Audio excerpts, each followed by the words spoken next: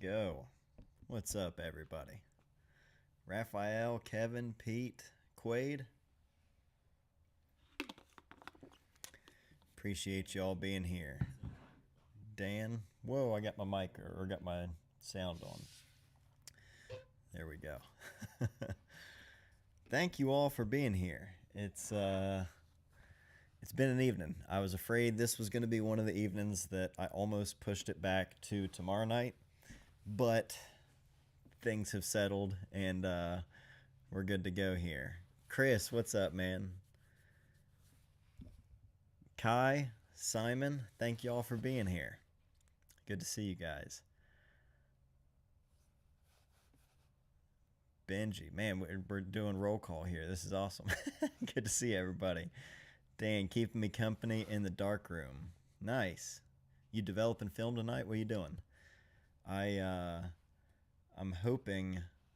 I've been testing out. I don't know if you'll be able to see it. Yeah, I've got a new scanning lens. This has arrived. This is the AF. It's the micro. It's one of the old AFD macro lenses, and I bought an adapter NF or Nikon F mount to Z mount, so I can start scanning with the Z8. And this was on eBay for like $80, and it looks basically brand new. Tested it out yesterday for the first time, and I think it's going to work. However, this adapter, I overpaid for this adapter thinking I would want one that I could autofocus with, and there's something about it, these Nikon F mount lenses, where on the inside, let's see if, actually, Chris Tejas, if you're still in here, maybe you can help with this. You're my Nikon, what's it called? My Nikon liaison. This little lever right here for changing the aperture and like showing the depth of field essentially as I'm changing. I have to physically push this down before I adapt the lens. Otherwise, I can't get a constant depth of field adjustment, which doesn't work well when scanning. I bought an adapter that could autofocus that has contact points, but I haven't been able to get it to work at all, so I don't know. Brian, adapter, I just met her. Yeah, damn near killed her. It's, I'm having a heck of a time with this thing, trying to just figure out why it's not working for me. Maybe it's just that it doesn't do autofocus with the AFD, like the older lenses. I'm not really sure. But either way, making it work, and manual focusing is fine for scanning film. So let me see. Is your mic turned way down? Very quiet. It shouldn't be. It should be the same as it was last week. Yeah. Let me know. Let me check this right here. It is quiet. Well, that's not good. Let me see here.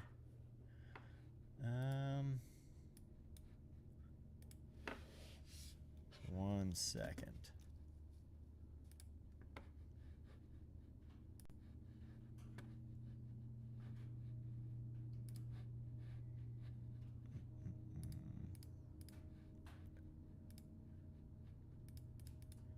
Input level. Yeah, everything is cranked pretty high on my end.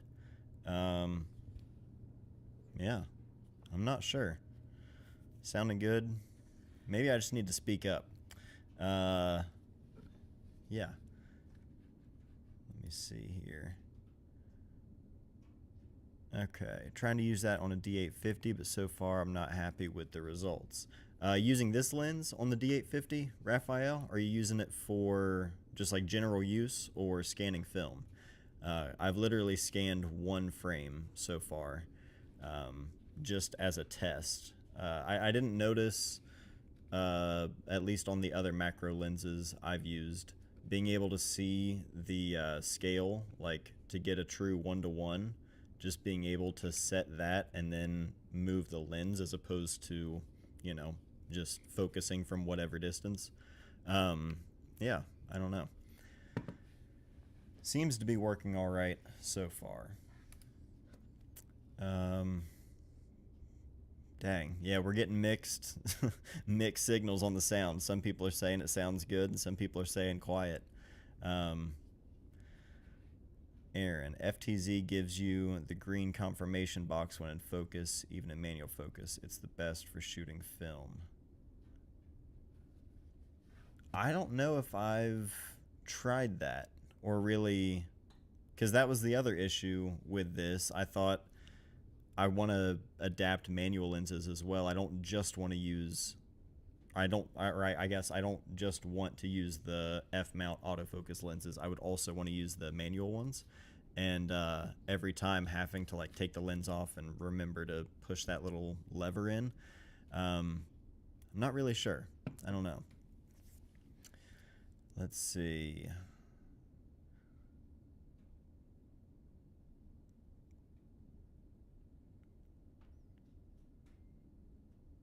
Yeah, that's true, Chris. I'm trying to get caught up here on the chat. Yeah, I need to ask Benj about about the adapters. He would probably know.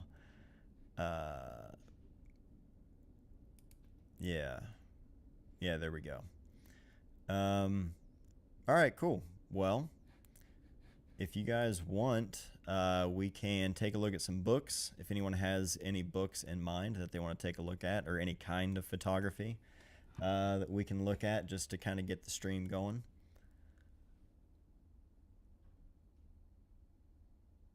Dan working on a platinum palladium print. Dang. That's something I've always wanted to do.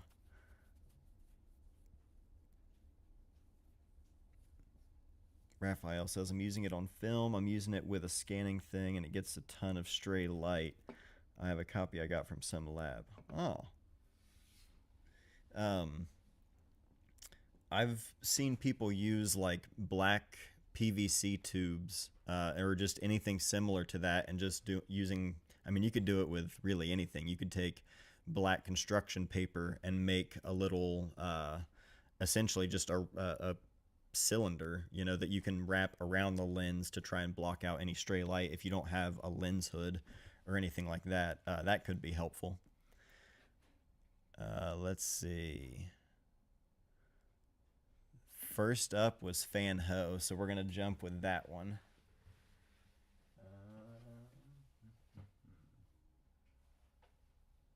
Oh, and that reminds me, now that I think about it, where are we at? There we go. Have I mentioned? I don't remember if I've talked about it either on stream or in a video. Have I mentioned why I had to change the bookshelf? Let me know if I've gone over that, because I'll share what happened. These books damn near killed me.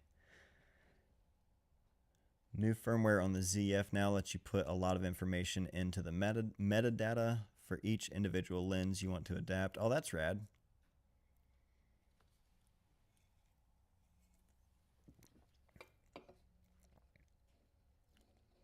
What's up, Charles? Thanks for being here, man.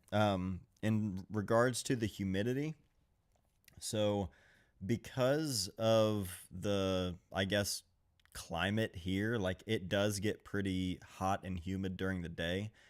However, with the insulation that I've got so far, plus being in here and like opening up the door and letting fresh air come in and like uh, just kind of regulate the temperature and everything, I haven't had any issues so far. The only thing I've seen is like when the temperatures first started rising, some of the books had like a little bit of wave to the pages, and I was kind of stressing it at first, but then within a day they like leveled out, and I heard from a bunch of friends who were like, yeah, my books do this, you know, certain amount of months throughout the year just based on where they live. So so far I'm not having any issues.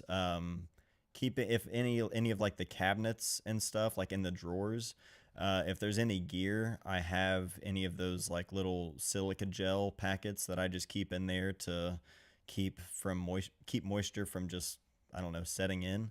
But this is all a like trial run. This will be my first full year working out here with everything. So it's going to be a learning process.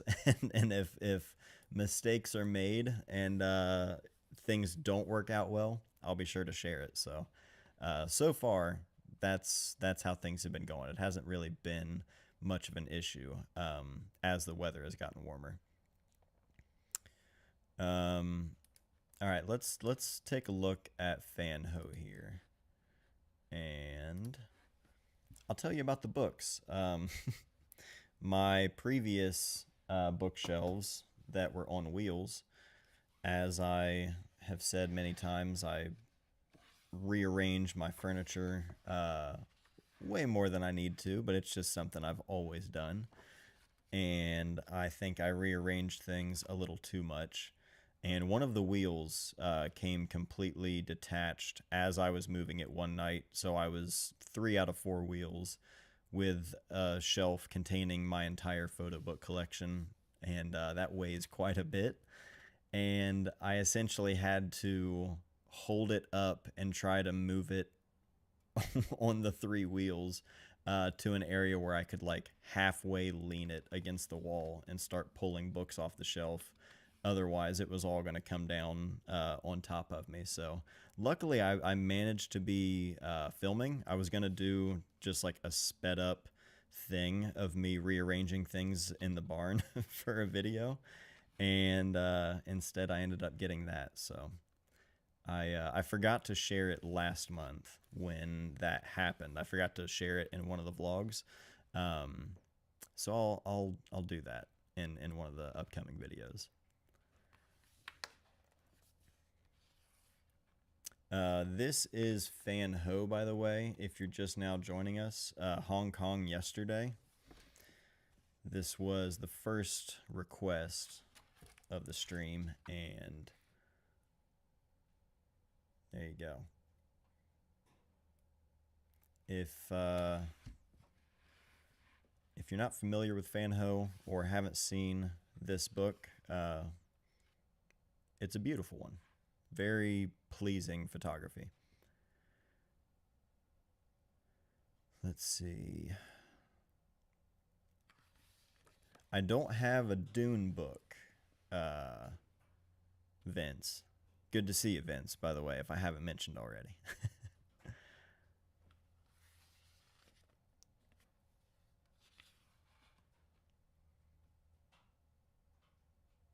Thoughts on the rumored Fuji half-frame camera? Is that like a... I think I saw something about that. Are people saying it's rumored to be like a...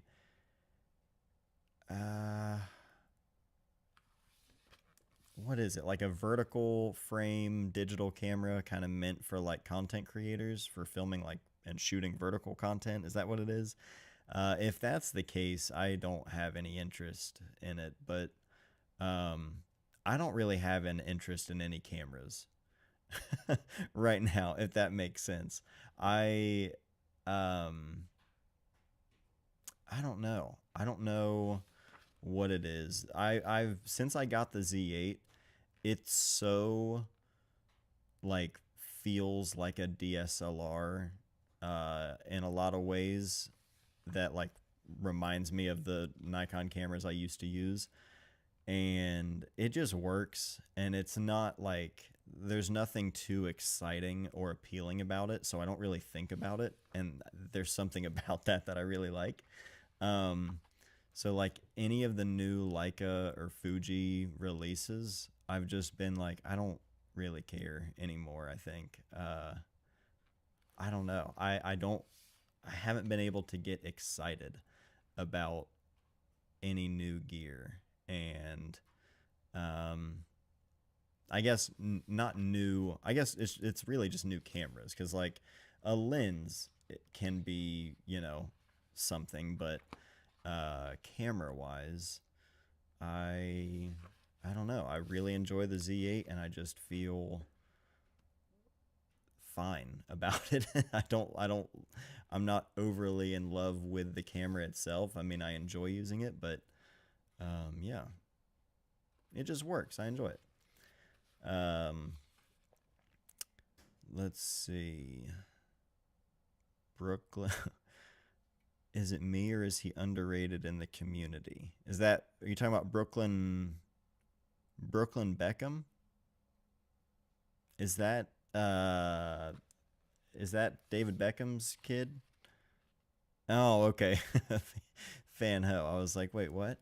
Yeah, Fan Ho is definitely an original. I mean, one of the, like, you see this kind of stuff on Instagram all day long. Like, I think this kind of stuff online, a lot of the silhouette stuff, one of the first photos I pulled up, like that, I could see someone, you know, shooting a ton of people shooting this kind of stuff.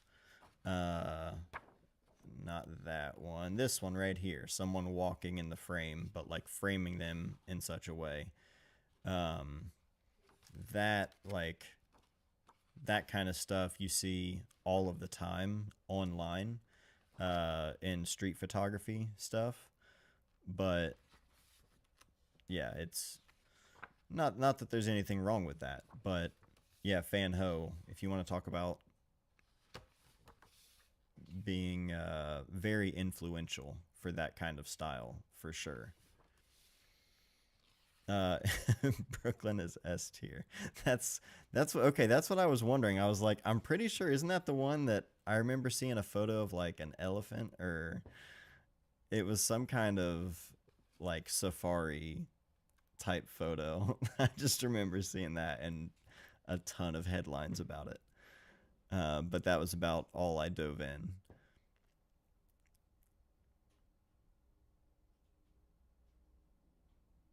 So glad camera tech has plateaued. It's good not to have to be excited about new digital cameras. Yeah, I agree, Tim. That's kind of how I feel about it. Like, um, I don't know. It's a weird thing. Like, I appreciate that people will ask me for my thoughts on something. Like, I don't take that for granted. That's, I try to share my honest thoughts, and like, if something new does come out, and like, I rarely do new camera release day type stuff. If I do, it's like a Polaroid camera, some of the Leica cameras. It's usually just something like, if I actually think it's rad and I would enjoy at least trying it. Otherwise, I just don't go for the new stuff all of the time. I don't know. Like, I have before, but I think I've just been doing it so long that I'm like, man, I can't. I gotta, I don't know. I gotta find my own balance. Again, there's nothing wrong with that.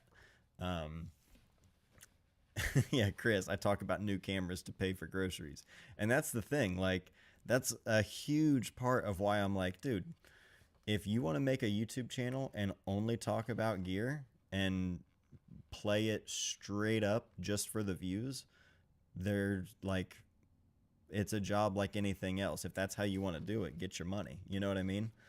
Um, I think, I don't know, with the YouTube channel and doing it for that long, um, and talking about new cameras, there does come a point where it's like, all right, yeah, I want to be helpful and relay information, but I don't know that I do it any differently than anyone else, and I don't know how much my opinion on camera, like on specific equipment, matters. I don't know. It's just one of those weird things that, um, like most things, I've overthought it, and it's not that deep, bro. Right? I get it, but you know how it is. Pete, mommy and daddy gave Brooklyn a camera and said, "Okay, go out and play." Yeah, that's. I think like that's one thing, but there's obviously, if that kind of work was getting tons of recognition, yeah, there's a little more going on. Faces. Hello, Matt Day. Hello, Faces. Andre, my guess is either warm tone or sepia toned. I don't know though. Yeah, the warm tone is really nice. It's got to be something in the printing. I don't know what the process was, but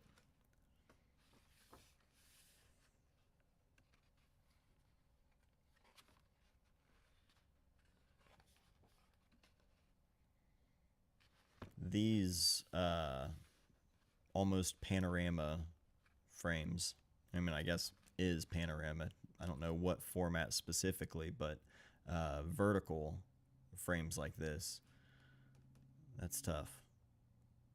At least for me. I have a hard time trying to find. I've tried a handful of times trying to shoot vertical with a panoramic camera, and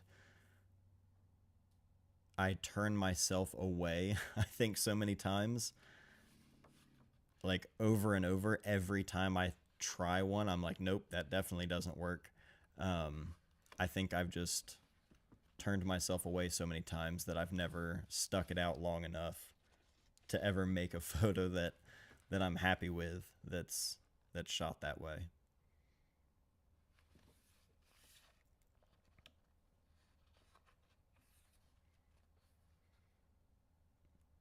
Now, I don't know the story of this photo.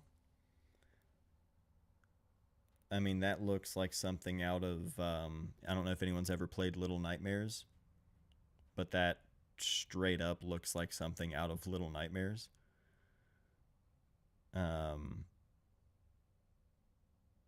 Insane photo. Doesn't even look real kind of photo. Like that perspective with this person who seemingly is super tall. It's just wild.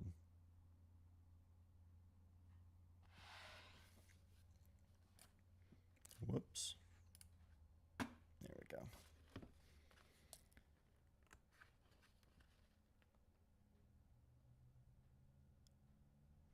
Okay, so yeah, this work was whittled down from nearly 10,000 photos. It says the project took over 10 years. That's insane.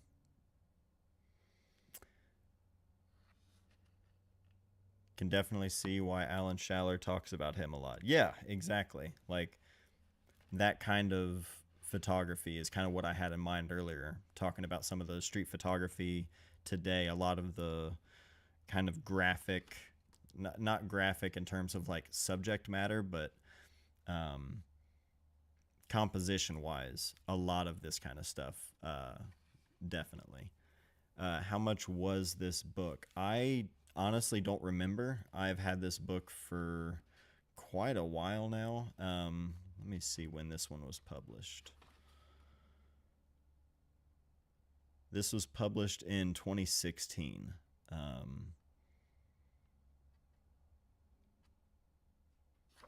Who published? Published by Modern Book Editions. There you go. So, yeah. 5th edition in 2016. So, Fanho, Hong Kong yesterday. That one is super good. Let's get caught up here on the chat. Lois Connor does amazing work with the portrait orientation panorama. Amazon $259.99. Woof. I didn't pay that much.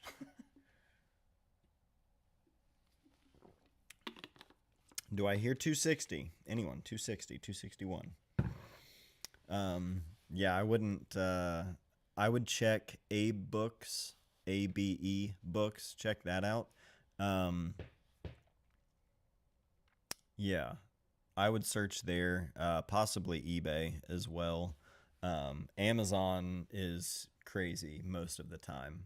I've seen ridiculous prices on there. I don't know what that is or why that is, but yeah, Amazon for used books. Not always. You can find good priced used books. Several of Sage Sawyer's earlier books that I couldn't find anywhere else, I found on Amazon for like 30, $40, like a very reasonable price, especially for a used book.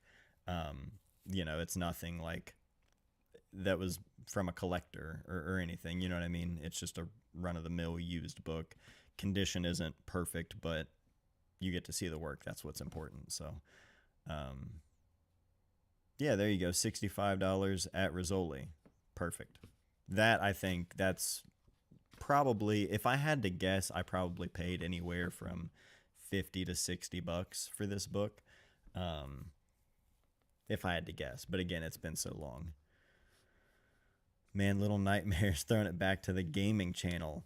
Man, I have thought so much about like one night a week, maybe, just just to see how it goes for no pressure at all, not on this channel, but just having a channel just to stream games like one night a week where we're just streaming games and talking, and that's it.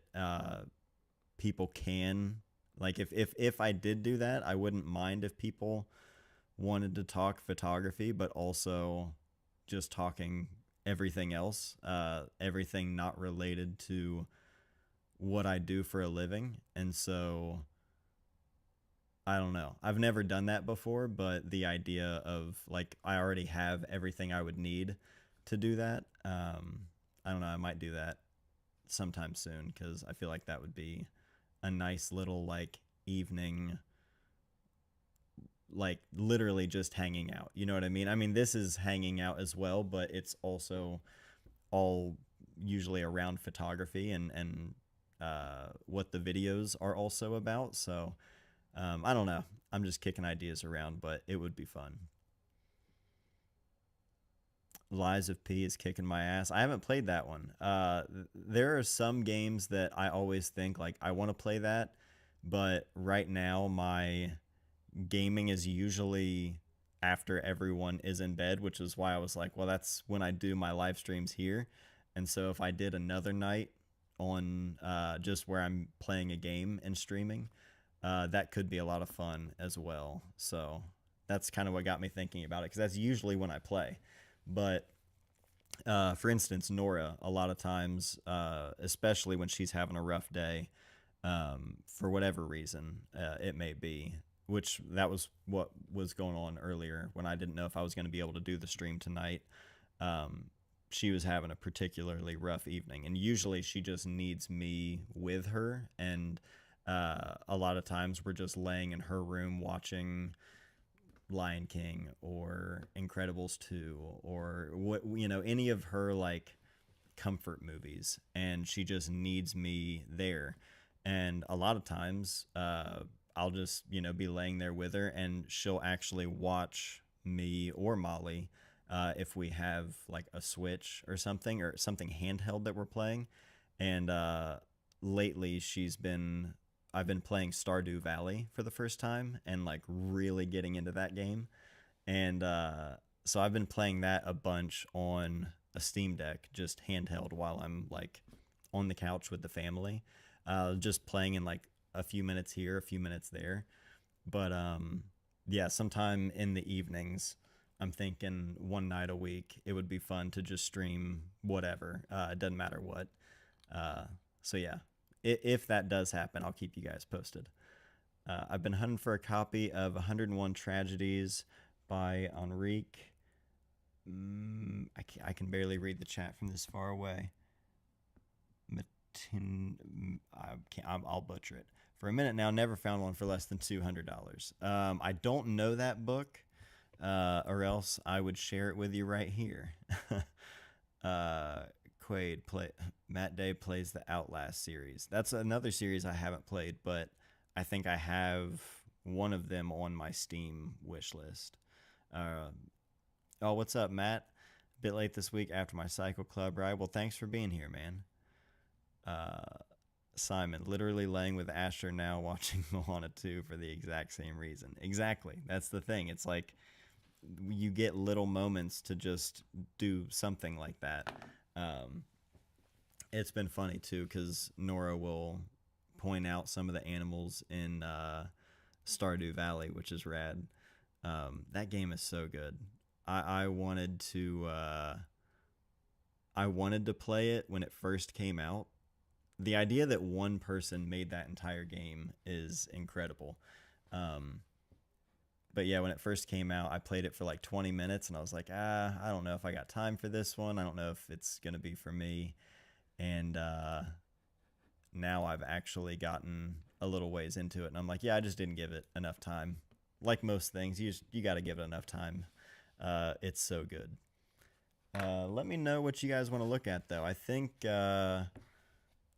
Pete, didn't you say, if I remember right, Pete was shouting out Todd Hido.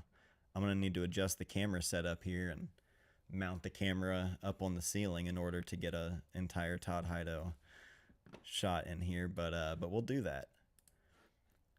Were you a roller coaster tycoon kid growing up? I absolutely was. I was obsessed with those games when I was a kid. Windows XP era of like classic computer games. That was my childhood for sure. Let me grab that book.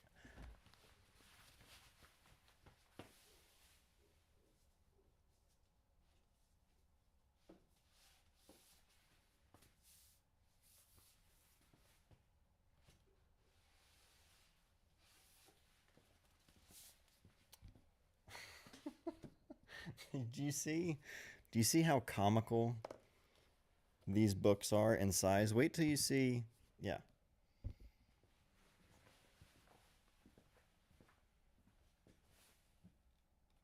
All right, going up. Jeez. Ridiculous. Okay. Here we go. Clear off my desk. Goated TWSBI Mini. It's an absolute perfect daily pin. Yeah, it's a good one. What nib do I have here? This is a medium nib. Medium on TWSBI is... Sorry, I'm not talking into the mic. Medium nib on a TWSBI pin is usually what I go for. God, the camera's all the way up there. Let me move this out of the way. Do you have any Gary Winogrand? I have Winogrand Color. That is actually the only Gary Winogrand book I have. There was once another book of his I was going to buy at one point, and it was, I think, just too expensive at the time, and I couldn't afford it. But at some point, I would like to get more Gary Winogrand. All right, I need to. I think I've got enough room here. We might just leave the computer there. Do you guys want to look at house hunting? Which is sort of the go-to, I think, when people think Todd Hido is this one. But we also have Outskirts. You guys get to pick. Love the anti-corpo sentiment of Stardew Valley. Yes, that the story of the game has shocked me. You got me on that Diamine Ancient Copper ink. Oh, hell yeah. That's good to hear. Outskirts, everyone's saying. Dang, unanimously. Okay, let's do it. Yeah, the story of Stardew Valley is so good. I have just become completely obsessed with that game. I could talk about it for so long, but I'm already like, all right, dude, enough talking about the game. People are gonna start tuning out. Here we go. Let's trying to figure out. Oops, hitting buttons on my keyboard. Pete, I hope you're watching. This is genuinely probably the first time I will have sat down with this book since it arrived, whatever year it was published. Like I know I looked at it when it arrived, but this reason right here, the fact that, and you know what? As I'm saying it, I'm thinking about it, and the idea that this is, uh, hold on, let me try and fix this glare. Sorry, guys, one sec.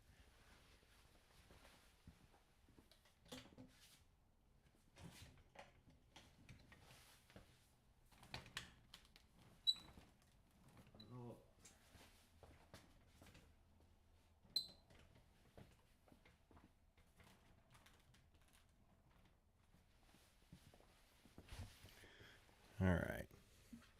This book, I don't want to overexpose these pages. You know what I mean? Like, I want the prints to come through well. I feel like that's really important with this work. A lot of the stuff of his that's so dark, it's like, yeah, bring it back into gaming. It's like playing on a screen on OLED versus LCD. You know what I mean? You got to get these black and shadow areas. You got to get that right. Seeing a photo book that size was one of the coolest experiences ever. House hunting was probably my third photo book purchase, says Joseph. What's up, Joseph? Thanks for being here. Yes, that was.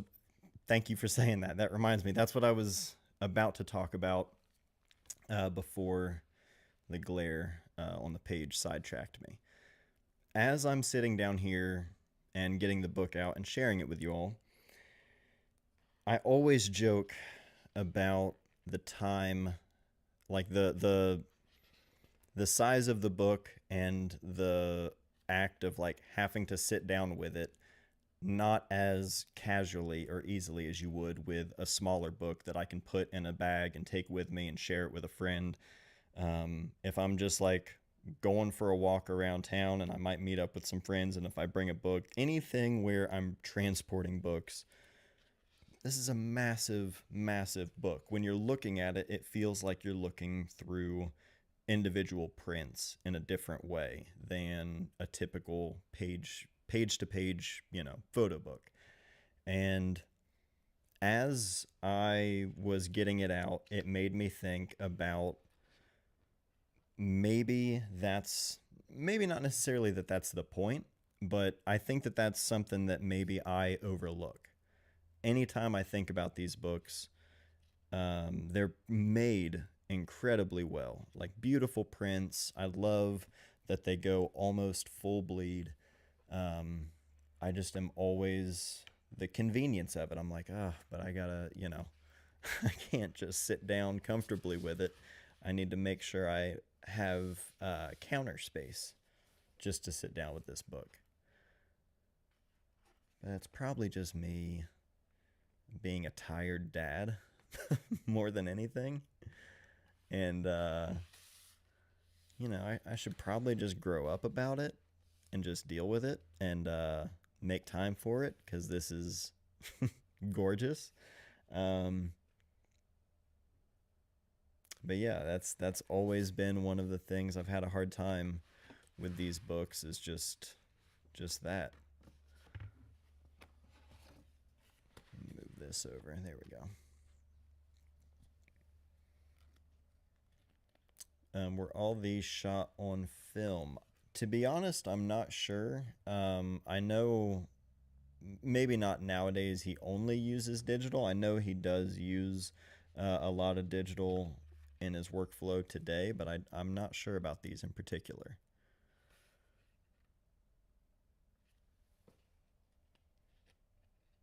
Needs one of those old-timey book cushions. Yeah, I need something to, I don't know, I've thought about trying to make like a dedicated overhead rig setup, but currently what I'm working with right now is just the camera on a short grip arm, and that's on a rolling light stand, like a rolling.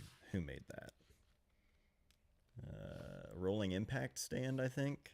Um, and that's my overhead setup, and it's working out pretty well because I can just raise the stand when I need it. And I can also roll it around the barn to get overhead angles for anything. So it's kind of working out for the streams at the moment, but let's see. Back then, yes, all film. Okay, I assumed so. I couldn't remember when these were made.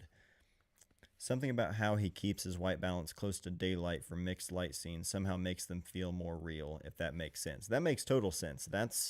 I totally get that. Anytime lately I've been using the Osmo Pocket 3, um, just like vlogging stuff, and I don't mind. I typically would just leave it on auto white balance, but inside our house, we have a lot of warm temperature bulbs.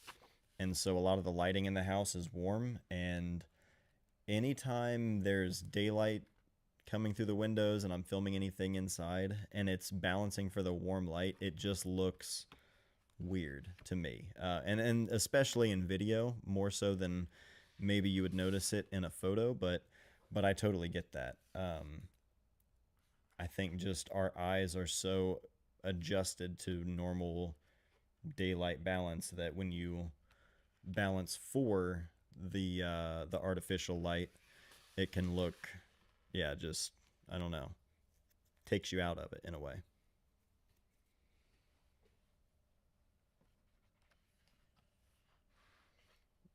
Yeah, well, Steven says, yeah, not a huge fan of big photo books. All that detail is good, but prefer books to hold, not wrestle with. Well said. That's what I'm saying.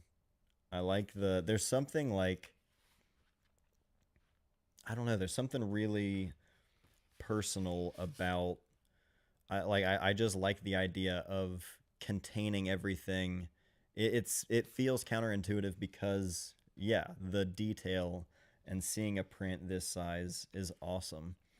Um, but I also enjoy the idea of containing everything into something you can just slip into a bag, and I don't know, it just feels like this personal, intimate kind of thing. This one is gorgeous right here. That's so good.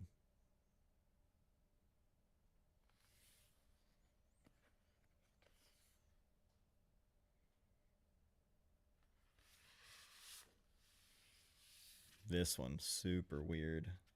Mixed light at night.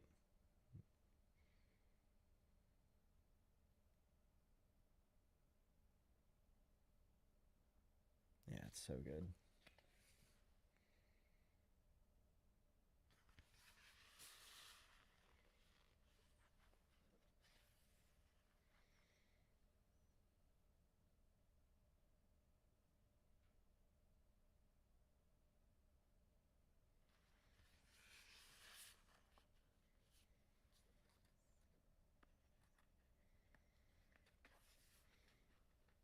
Yeah, it's getting me fired up to get out and shoot some new stuff.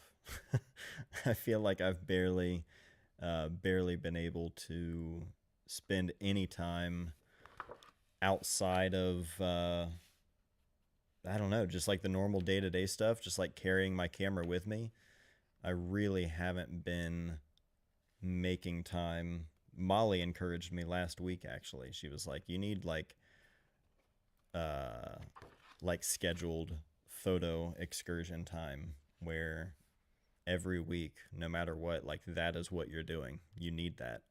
I'm like, "Yeah, I absolutely do need that." If my wife has to tell me that I need to do that, that shows you just how I've been feeling. So that's something I'm looking forward to as the weather is getting better, and just a lot of the stuff, um, especially this night stuff, just driving and looking. Um, that's always been like one of the only ways I can chill, like ground myself in a way. You know what I mean? That's always been my escape and like therapy in a way. And that's how I've always made any of my photos, really. Like any of the photos that I'm happy with. Friend of mine was me walking and driving around just looking, and Surveyor was the same way. All of my zines were the same way. But it's like I completely, I don't know. You forget. I forget over and over that that's the only way to like find the next thing is to just be out there doing it. And when you don't have the motivation for any of it, it's really tough to force yourself. I have struggled with that. So this is a lot of these are like it's it's helping that feeling of like, all right, all I need is just all I need is some miles. Give me some miles to just drive and look. It's gonna be all right. That's what I need.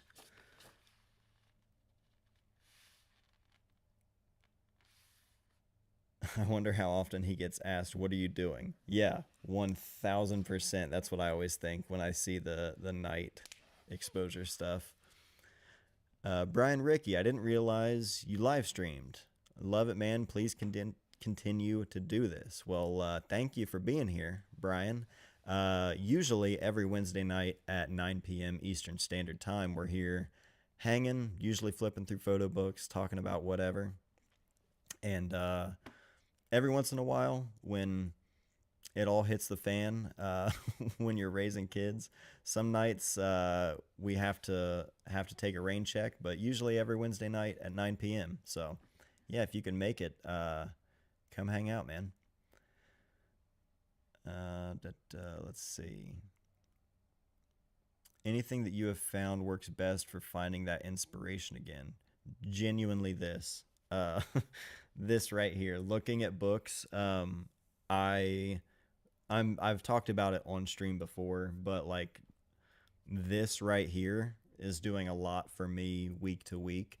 Um, just being able to like connect with other photographers is something that I've never, outside of this YouTube channel, I didn't have people around here that I knew and hung out with and took photos with and talked about photography with. All of that has come through this YouTube channel. And outside of that and looking at these books, time, you know what I mean? Just, I've been in the thick of it, of just not having that inspiration. And that really is what sparked my latest video about finding inspiration. And like over the years, I've gone through different periods of like depression, creative ruts, any of the different things that keep me from wanting to get out and shoot. Um, Photo books are like the only thing that it's, I don't know, it's something. Very few things scratch that itch when it comes to like when you see something that you want to shoot, seeing work that you get it, you know what I mean? Or it just, it, not you get it as if there's like some deep meaning, but like if you immediately see the photo and you're like, yep, love that. That's all it takes to like keep that going. You know what I mean? When you're not, I don't know, when you're not producing that yourself and you keep pulling the viewfinder up to your eye, like you're trying to produce that yourself, you're trying to like find that thing, find that photo that like does it for you. And that can look a million different ways. That can be like, you know, getting a photo at your job. That can be getting the pretty sunset picture. That can be getting something that you've like conceived in your head and you're trying, like whatever your photography is, whatever it is you shoot, whatever, all the universal thread in all of that is that like the immediacy of just seeing a photo and being like, love it. You don't know, you don't need to know anything about it. You can, and you'll be curious because that's how we all are. But like, if you can find work that you just instantly connect with the same way you would if you hear a song and it just feels right, like looking through photo books and looking at other photographers' work, that's been the only way for me to just keep that going. You know what I mean? Like everyone will have periods where they don't feel like they're making good photos or that they're progressing or whatever it may be. Just those periods of like feeling stagnant. Um, Everyone experiences that and for different reasons. So in those times, I think photo books for me, that's really the only thing that I've found that I don't know. It reminds me like why I keep trying, if that makes sense.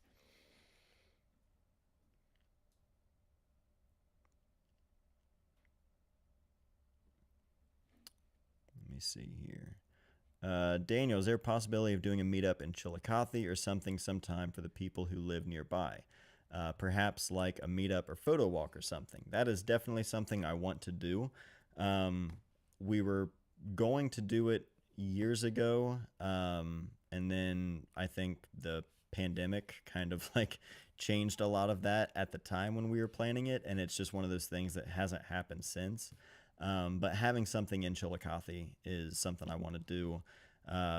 50 West is a great location, great brewery downtown on Paint Street, and that's definitely a good option in terms of like having a location to do something like that and being able to like meet up, get food. I've wanted to do like photo book night at the brewery or something like that where we can all meet up and everyone can just like bring books and we can sit down and like not swap trading books. I mean, you can, but like just bringing different books for people to share and check out. I could bring like boxes and boxes of books to a meetup where we could all just hang. I don't know, like there are plenty of ideas for stuff like that that I'd like to do. Um, yeah, doing a barbecue for everybody is something that's a long-term goal. That's something I've got to do uh, at some point. That will happen. So print exchange could be cool. That's a great idea. I love that idea. Um, yeah, that could be super fun. We've talked about doing stuff like that, like community print swaps and things. That's something I need to figure out. I need to look into that and try and organize something. That could be cool. Or, it might be cool doing like print submissions. Like everybody literally make a print and mail it to my PO box, all based around something. We could do like I don't know. We could do specific things. To either make a photo of or make a print of from an old photo, doing something like that, and then everyone send them in by a certain date, and then we can like I'll open them up here on stream. I don't know, something like that could be fun. Let me know what you think. Tim, I'm having one of those needed to hear this moments right now. Hey, then I'm happy I said anything. That's all I can hope for is if I can get out of my own head and just like talk and not talk to myself and um I don't know. Then in that regards I'm glad to hear that, man. Do you have Push by Grant Britton? I do. Let's see. Here we go. This one, as a matter of fact, uh, did I put? Yeah. When we talk about um, the influence of Fan Ho.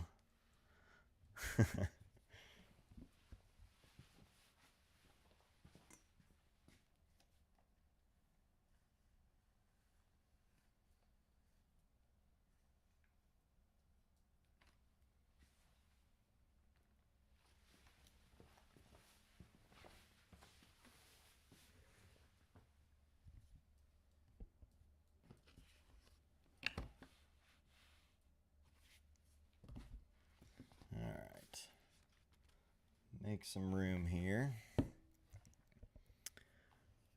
Let's see.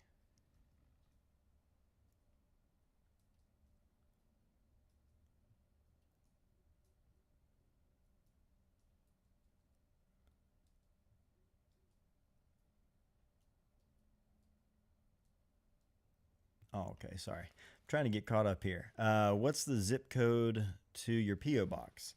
45601. So that's P.O. Box 2006, Chillicothe, Ohio, 45601. I am not downtown every day like I used to be, but I'm still in town at least once or twice a week. So I try to check the P.O. Box pretty often. So if you ever want to send in a zine or a print or anything, I get zines and prints from people all the time. It's always rad just opening up mail from people who, I don't know, I get mail from people who have literally been watching for a third, almost a third of my life. They've been watching my videos, so it's really cool. Tyler, thank you so much, man. As a matter of fact, I packed up your order this evening when I came out to the barn, so that will be going out first thing tomorrow. So thank you so much, man. I really, really hope you enjoy it.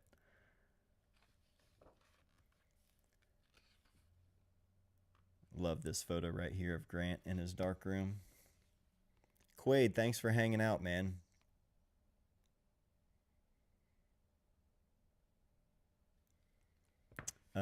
Sorry, I'm reading the chat, everybody, trying to get caught up. Gregory, do you have any Huge Holland or Hugo Holland?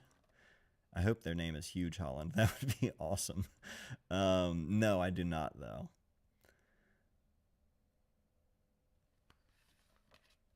Can you fly a few of us out to Ohio for this photo walk? I know you're drowning in that YouTube money.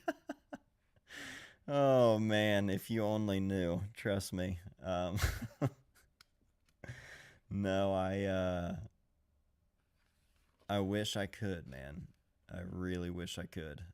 One of these days, we'll have some kind of event, get people out here. I've been wanting to catch one of these live streams for a while. Thank you for all you do for the community. I appreciate that, John. I thank you for being here. Appreciate everything you all do for me. I say it all the time, but like genuinely, the only reason I'm able to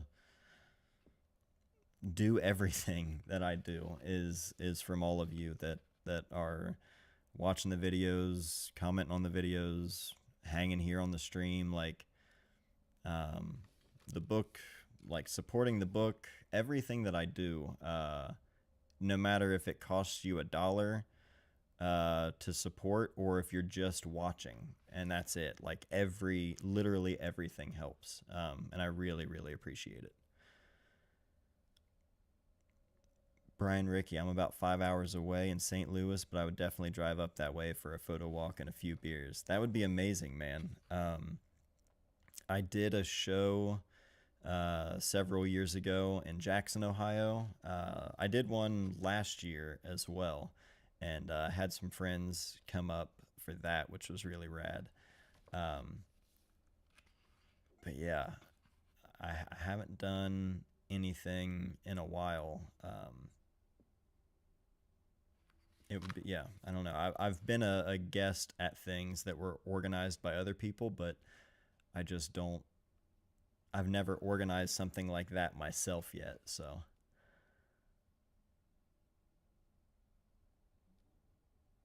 What was your P.O. Box again? That is P.O. Box 2006, Chillicothe, Ohio, 45601.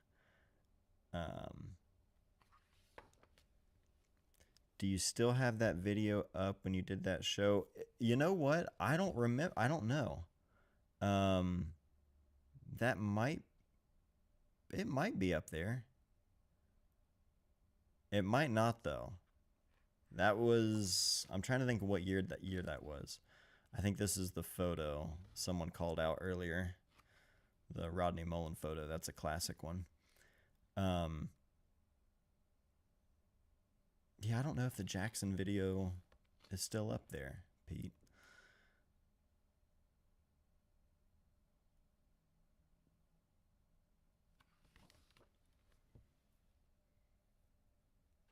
Oh man, yeah, Tim. Meeting and hanging with Grant during the Paideia is such a great memory. That was, to this day, I still can't believe that that was real. I was out on the San Clemente Pier with Grant at like 1 a.m. and he's telling me stories about them surfing out there and pointing out like way off in the distance all these different surfing spots. And I'm standing out there, can't even swim, and I'm like, yeah, that's crazy, Grant. This is nuts that I'm even standing here next to you, Grant. But yeah, keep telling me stories. That's unreal. Just the nicest dude. Um, yeah, that was crazy. Chris Tayas, if they let Canadians cross the border still, I'll drive down for it. Good Lord, man, what a time. Um, that's another big aspect of just some days I don't have it in me. Uh, living in bizarro world, man. I found 50 West because of you, and it has become one of my favorite places around, to be honest. I will go out of my way to go down there for a nice burger, fries, and a shake. Hell yeah, Daniel. 50 West is good, man. Their burgers are good. Their fries are super good. I don't know if I've had any of the milkshakes. I know Elliot has, and he's he's a big fan. This here's a classic photo that gets talked about quite a bit. Matt Price recently like reshot this photo, sort of like as paying homage to Grant. But you can see in the shadow there, Grant's got the camera on a pole and a long cable release. So he had the fisheye on the lens and was just holding it up in the air, and it's so good.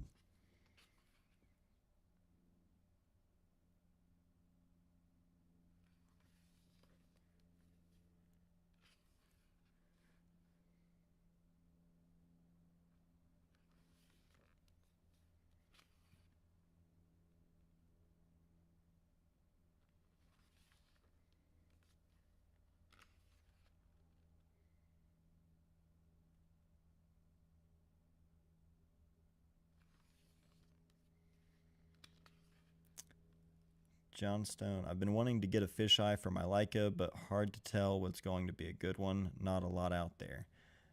So I have a TT Artisan 11 millimeter fisheye. It's a f2.8.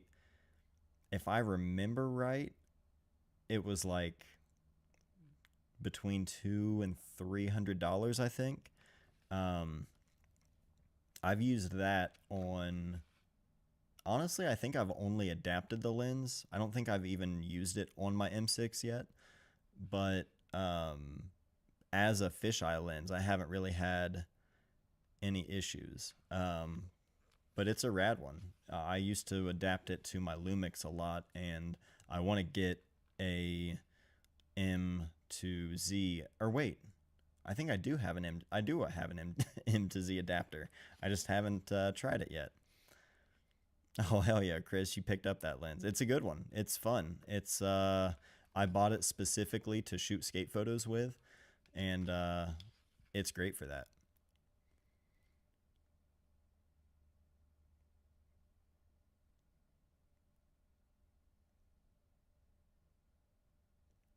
Matt, it must have been so difficult capturing action like this on film. I'm guessing these weren't fully manual cameras. Oh, they were. A lot of these were like Nikon FM2 or F2 or a lot of your typical 35 millimeter SLRs. Like a lot of this stuff was early 80s.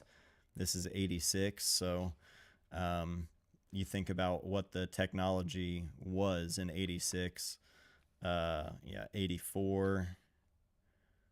A lot of this stuff was, yeah, You got to be on it back then for sure. Grant was a legend. Would you ever make a Polaroid book? Yes, Javier, I absolutely would. That's the goal. My next uh, bigger book, it'll definitely be my biggest book that I do. Will be my book on everything from instant film. I yeah, when I started shooting instant film so long ago that I have such wide subject matter, like in terms of variety, that I've just, for the last 5 or so years, I've been, that's been one of the things I've wanted to work on is a book just detailing all of the instant film over the years. There's stuff from me like hanging out with friends in high school, and now there's photos of me like with my kids who my oldest is about to turn 10. Um, there's like random celebrities. There's a bear in Tennessee. Like there's a bunch of random stuff that I've just happened to get on instant film, and I want to just put it all together and mix it all up into just this, you know, weird combination of kinds of photos and different times in my life. Um, so that'll be a dense book for sure. And with every passing year, I'm like, well, there's another year of photos that I would definitely want to put in the book. So there's really no end in sight. Um, I'm to the point now where, you know, I could look at about 20 years of instant film, and that could be just a nice round number of here it is. This is where it's at right now. But I don't know. I'm not in any rush, I guess. Um, that's another like aspect that I don't really talk about. I've never really talked about because I don't know if people care or would be interested. But like, there's a weird when you do like when I make a living from photography and everything that I do, I have a pressure. There feels like there's a pressure of like you should make stuff, like keep making stuff to just pump out as much stuff as you can and have more stuff to sell. You know what I mean? Like, but I don't. I'm really.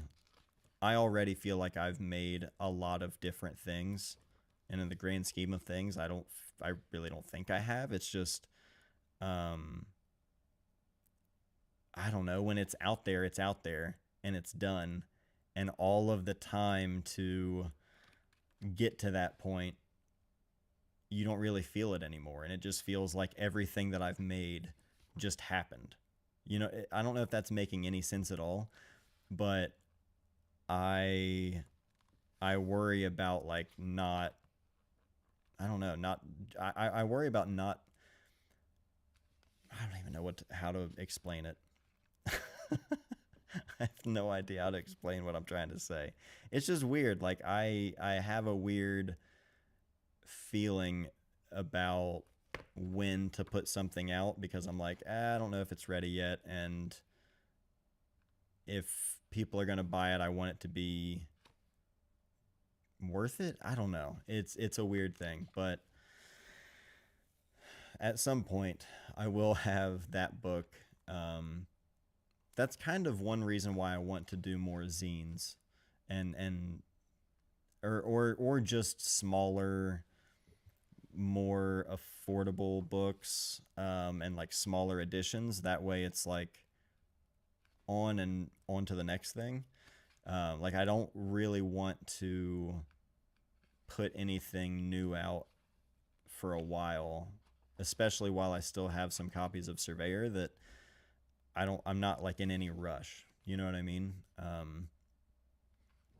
I bought enough to not immediately sell everything and then not have anything. You know, like I don't know. I don't know. With a friend of mine, I didn't really have a bunch of leftover copies, and uh, I want to be able to like still sit with Surveyor because it still feels fresh to like have that out there. I don't know.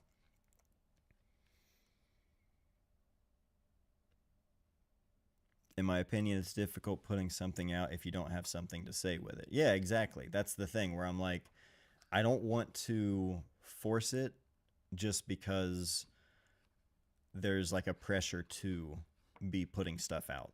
You know what I mean? So yeah, it's definitely that feeling of like when I am ready to put something out there, that's got to be something that I feel, and it's not a hard decision, I guess.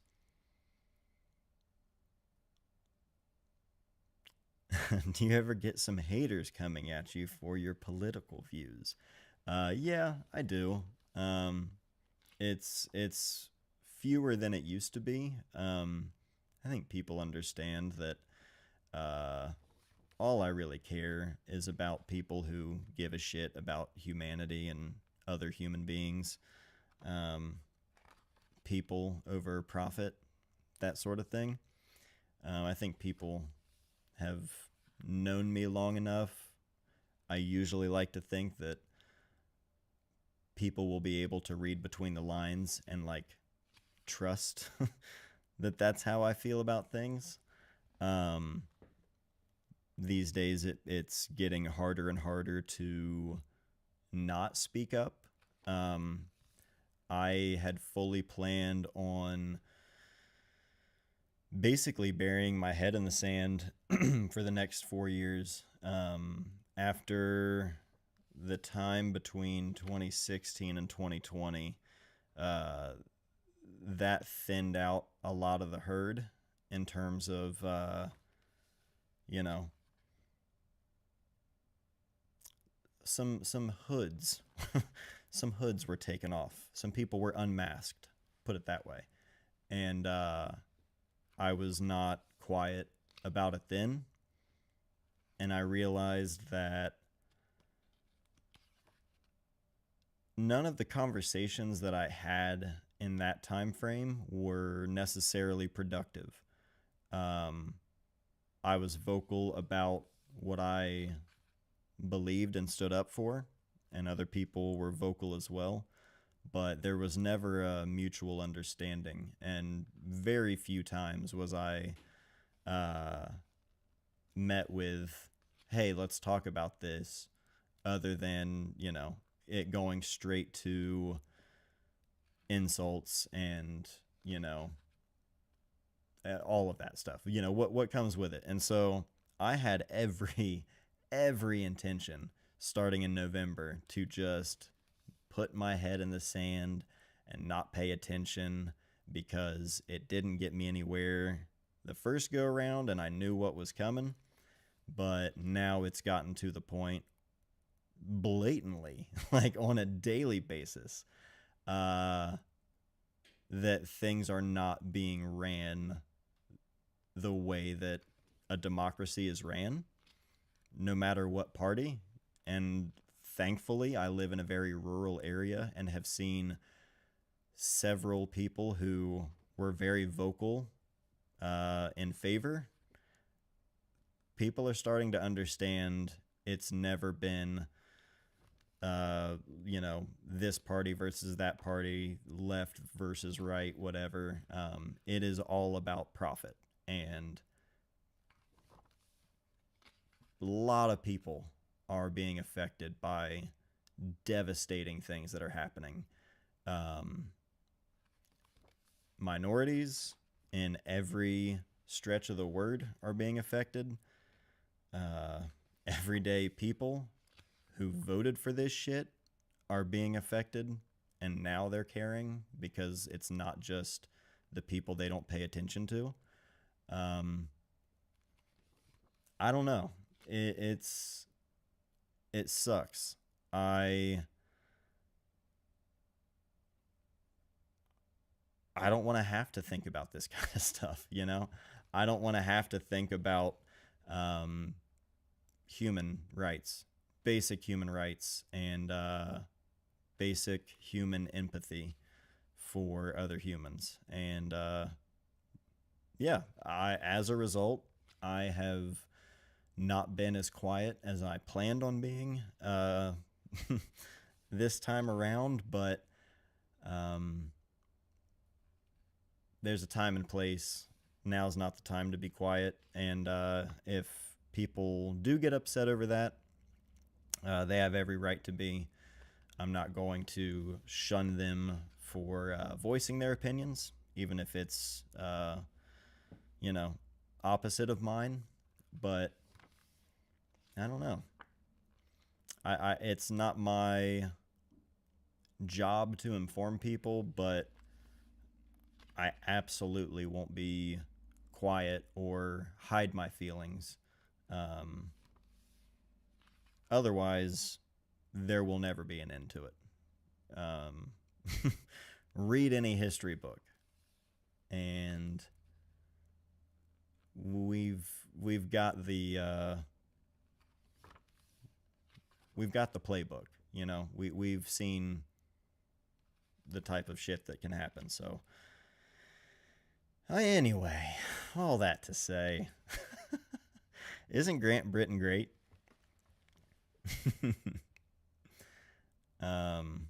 Appreciate y'all saying that.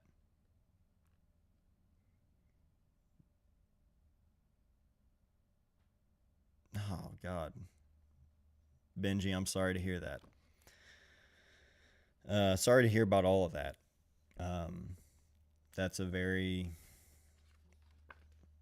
tough, tough situation, and yeah, man. Now is not the time to be quiet, for sure. Joey Reddy, what's up, dude? Good to see ya. We are taking a look at Push by Grant Britton, a classic. Got some fold out action, a little timeline of Grant and his work, which is pretty rad. John, do you ever do one-on-one workshops like on Zoom, FaceTime? As a matter of fact, that's something that I did during the pandemic. All of my weddings that year were canceled or postponed, like many people. So that was one of the things I did to sort of pivot and figure out a different way to pay the bills photography wise. And so I just offered like a select number of like mentorship type things. And that was a lot of fun. That was something I really enjoyed. So it's something I've considered doing more in the future. I don't necessarily offer anything at the moment, but I mean, shoot me an email if it is something you are interested in, and you know, we could always figure something out. Nathan, thank you for being here and for saying that.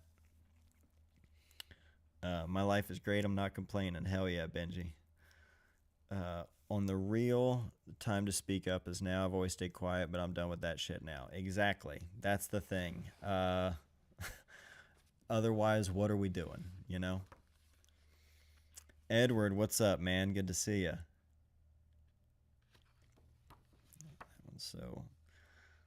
So good. I had Matt Price on the channel, and one of my favorite working skate photographers today. Matt's always making everything look fun. And we talked a lot about the influence of Grant when we were talking about his work, and a lot of the stuff with the fisheye, and just, I mean, Grant kind of laid the groundwork for a lot of just showing people how it can be done, like how you can really make it look. And that's one thing that, like, the role of a skate photographer is to do the trick justice and to do skateboarding justice, and really present it in the best way, to show the difficulty of whatever it is that's happening, but also like that, I mean, for lack of a better word, just the action of it, like the physical nature of it. wasn't planning that, but yeah, the physical nature of it. Very, very good. Daniel, how long are you hanging out tonight, Matt? I don't know. We normally do for an hour or two. I figured I was thinking probably till around 11 tonight. That's kind of what I was thinking. But we'll see what everybody's feeling.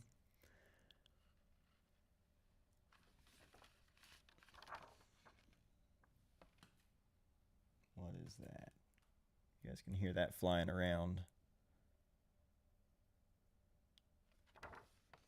I'm gonna go see what that is. That might be a wasp.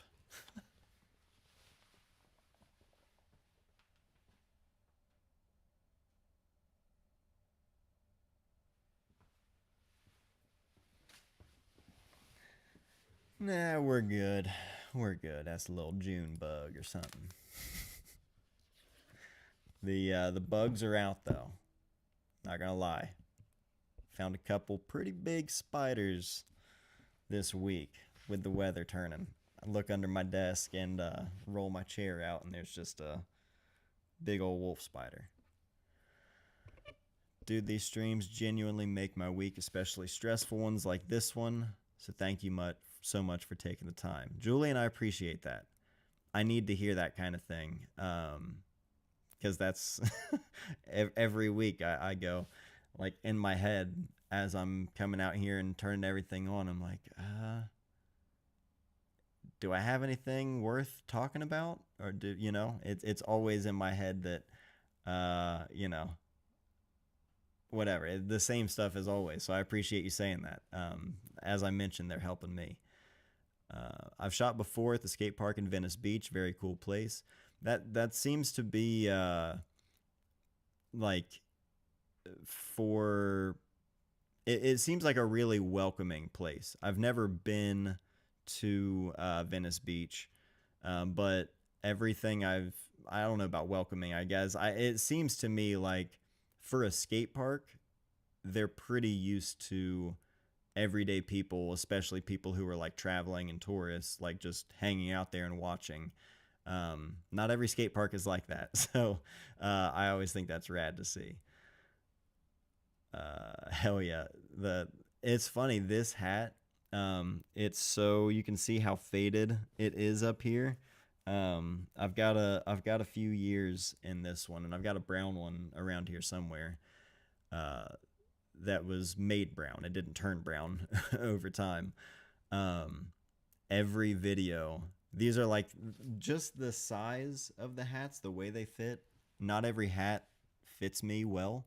I've got a very big head and now a lot of hair on top of it. So I look like Arnold from Hey Arnold most of the time, like a tiny little hat sitting on a big head. So these hats fit well, and it's just a good deep cut for people who will recognize it.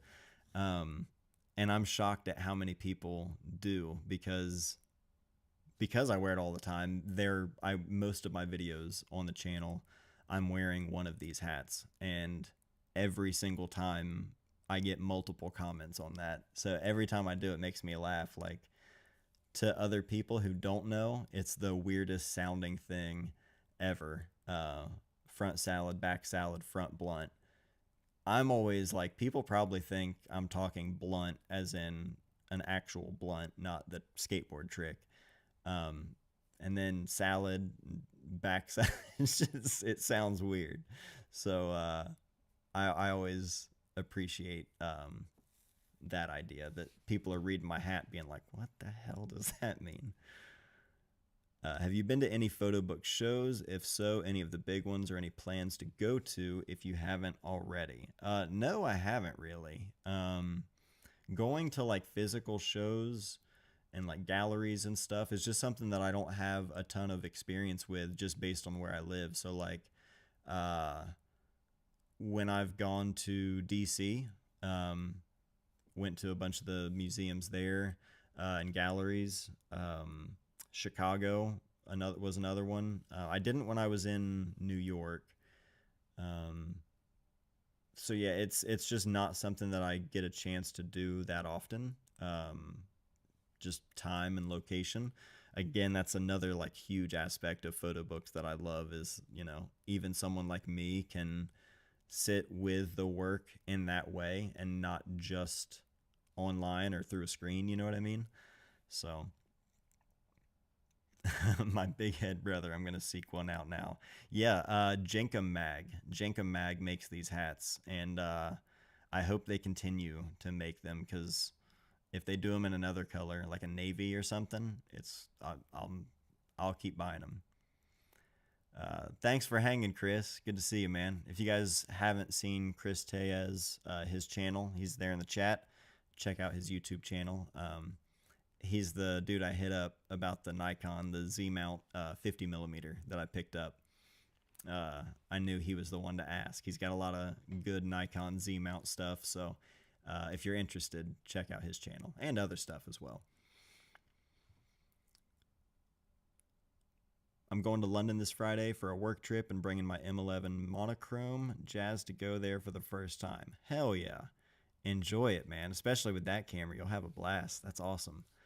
I've never been to London. I've never been overseas anywhere. So that's definitely something on my list. I want to really want to go to Germany. I want to go to Ireland. There's a bunch of places I'd love to go, but just hasn't happened yet. One of these days. Did you see the last Jenkem vid about finding the blind car? I haven't watched it yet, but I saw the thumbnail for it on my subscription feed. Jenkem consistently puts out the best content. Like I hate using that word sometimes, but like in every form, whether it be their videos, their Instagram, like slides that they do, like different interviews. I just really enjoy everything Jenkem puts out. The way that they do it, the stories they tell, like that they physically, or the stories that they like literally seek out. It's just great. They're really really rad.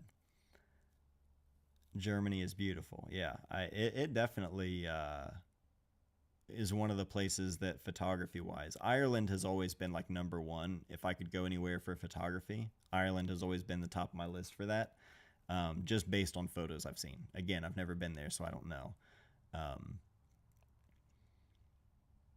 What's your current relationship with skating slash shooting skate lately? Lately, it's skating in the driveway with the kids. I want to. I told Tyler the other day, I want to make a goal. There's going to be one day this summer where I don't know when, because I don't necessarily want to prepare for it, but I just want to like wake up one day and whenever I decide that's the day, I either need to land a nollie flip, a switch flip, or I just need to learn a new trick. One of those three things need to happen, and I'm just going to give myself basically from when I wake up to when I go to bed, because it's been years since I've done a nollie flip or a switch flip, and that was just always a go-to trick that just always felt good when I skated a lot. And it's one of those things where I'm like, yeah, I know if give me a few minutes and I can do a kick flip and some shove-its and like little things like that. But I feel like a switch flip or a nollie flip is just enough of a flip trick to where I skate so little that would be enough for me. That would be enough of a challenge where I think I can do it, but I also, it'll take me a while. I know it'll take me a while.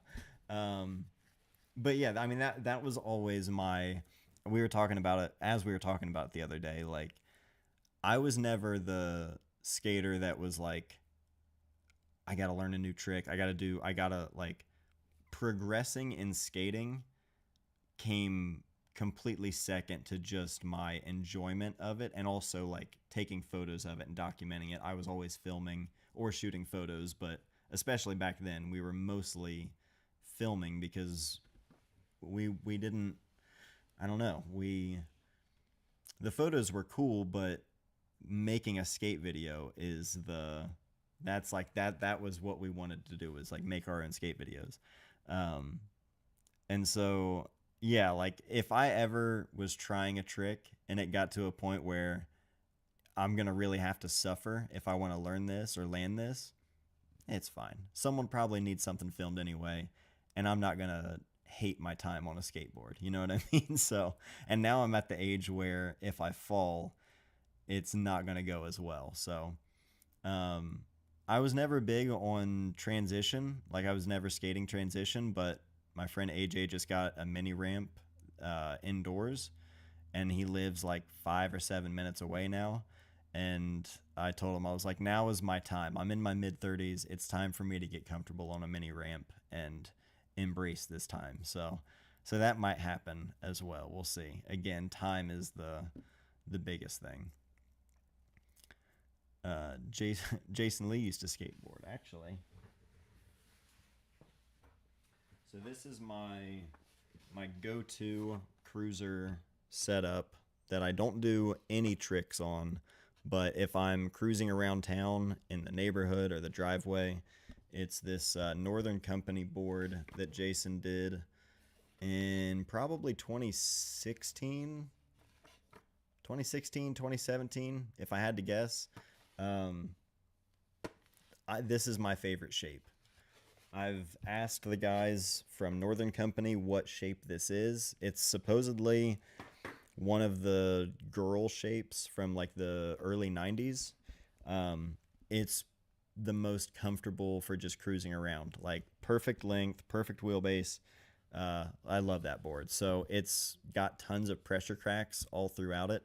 And for a while, I had it hanging up. If you go 2022, 2023, it's in the back, like on the wall in a lot of my videos.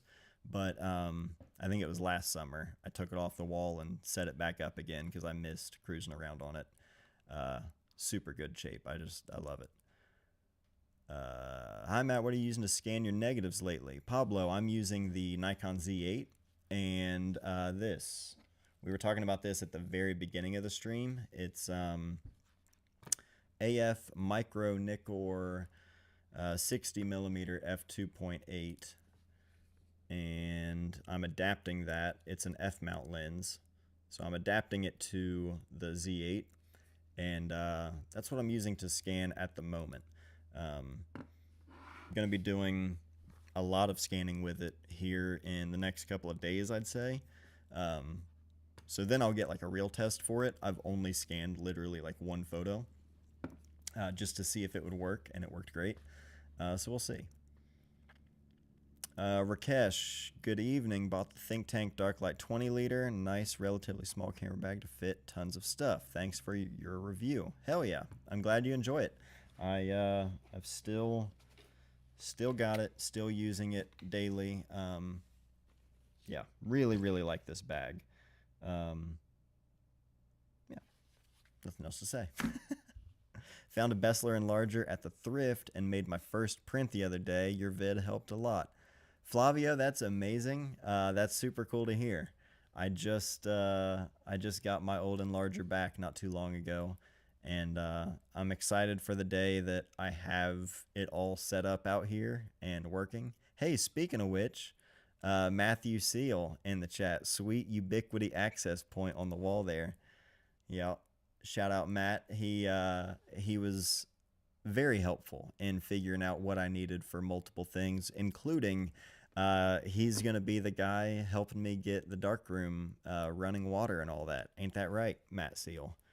I've been texting Matt with all of my thoughts and needs when it comes to getting things set up out here, and one of them being the barn, or getting the darkroom, the wet side of the darkroom, fully functional out here. But plumbing is more fun than working on engines, dog. See, and I just take pictures, so you're you're above me on both of those. I just went to a job interview and I think I got it. I hope at least. Hell yeah, Javier. Good luck to you, man. I hope you do. Joseph, found a good deal on the 105mm Z Nikon lens, and the film scans are insane from it. Oh, yeah. using modern Z mount lens for it, I can only imagine. I have, as a matter of fact, does anyone here, if anyone is in the market for an L mount macro lens, let me know. This is what I used for scanning previously. It's the Sigma 70 millimeter f2.8 macro. Used this for several years just for scanning film. That's it. And I still got it. I had, after I sold my S5 II, I realized that I still had this and hadn't listed it or anything. So if anyone's interested in an L mount macro lens, shoot me an email. If not, if I don't hear from any of you in the next day or so, I'm probably going to list this online on Instagram or something, because I literally don't have a use for it. But yeah, that's what I'm scanning with. I was going to ask, you guys want to look at some Polaroids? I actually have some of Elliot's first Polaroids. I would love to share some of those. Matt, sell it to Chris. Chris, I don't think Chris has any L mount cameras, but I could probably still sell it to Chris. Love that, dude. What film holder do you use to hold your film when scanning? I'm using the Negative Supply. They have come out with a bunch of different like versions and iterations of these, but yeah, Negative Supply. They're just made really, really well. Super nice. I've been using these for years, since I think 2020, maybe 2021. But there have been a lot of different companies come out with stuff like this. Different companies, they've made different versions. There's a lot of options out there. Yeah, the new, I saw Kyle McDougal. I haven't watched it yet, but I saw he made a video about some sort of automated film carrier for that, which sounds wild. So I definitely want to watch that. Kyle's the man. If you don't know Kyle McDougal, super, super nice dude and great YouTube channel. So check him out. I would imagine if you guys watch my channel, you probably already know about Kyle. Let's see. Oh, what's up, Trent? Good to see you, dude. I just got From Where They Came by Catherine Turkson. I have talked about that book on the channel in one of the videos at some point. That's a great book. That's a good one. Let's see here. Let me grab that one. That was the one during right when Elliot got his Polaroid flip. He took that one here inside the barn. There's a couple of me. Rusey, our old lady. Forrest. I love this one of Molly.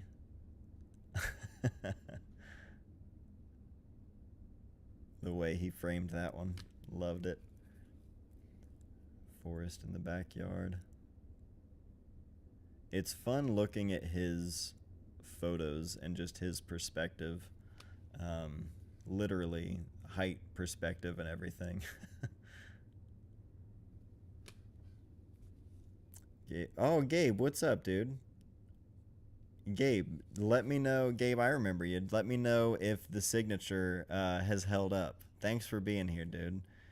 Matt, I met you at the Atlanta Film Stock. It was such a pleasure, and the saying, don't meet your heroes, doesn't apply to you. I really appreciate that, man. It was great to meet you. I remember talking to my wife on the phone and telling her about our conversation, Gabe, and you telling me about what you do for work and everything. Appreciate what you do. And so yeah, It's long gone. Okay. I wondered if it would hold up, but that's what I like to hear. That shows you're using it. That's awesome, man. I appreciate you being here, dude. It was great to meet you.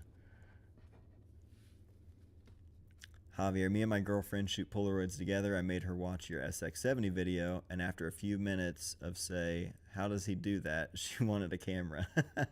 Hell yeah. Well, that's awesome. I hope the videos are helpful. These ones here, I gotta share this one. This is one of my best friends. He visited me last night out here in the barn, and I had to get a photo of him. Someone that practically lived with me growing up, as close as family can get, uh, still to this day, the same way. And it's one of those where it's like no matter how much time passes between hanging out with them, it's the same as it always was. That's Levi there. So I had to get a Polaroid while he was here. Look at that hoss.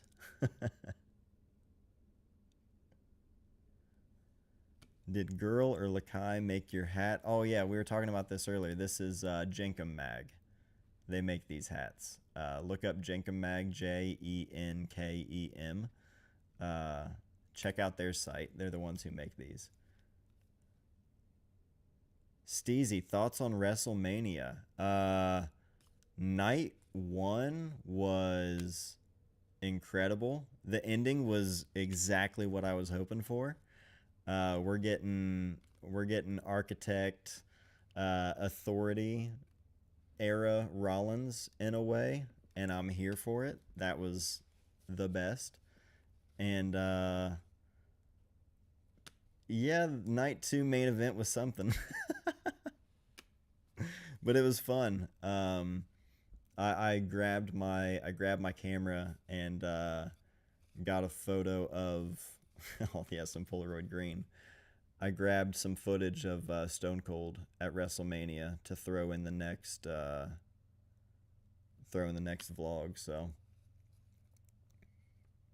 the Stardew Valley wrestler was wild.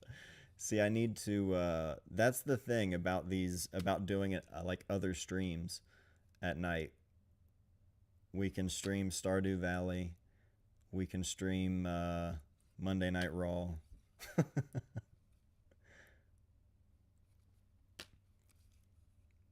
These are Elliot's here, yeah. I was gonna say, I'm like, I don't remember these. So this one was Elliot, and this one in the the pool that's green and everything now.